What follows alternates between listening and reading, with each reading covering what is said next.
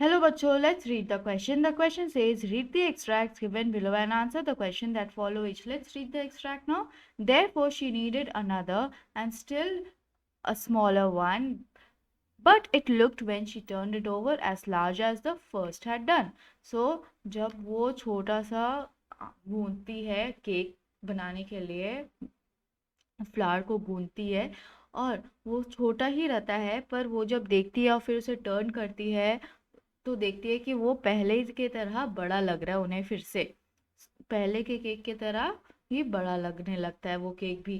सो क्या की पॉइंट्स हम ध्यान में रखेंगे इस एक्सट्रैक्ट से जुड़े कोई भी क्वेश्चन का आंसर लिखने से पहले?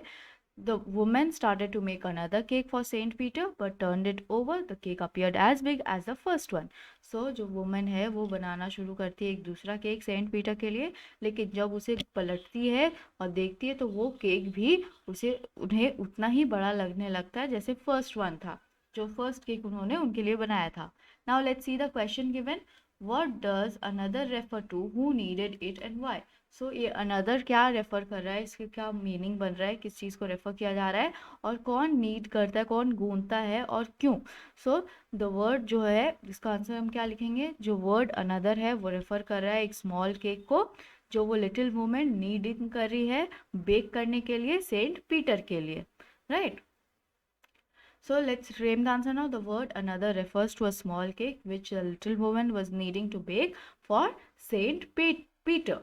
Then नेक्स्ट क्वेश्चन क्या दिया गया है, आइए देखते हैं.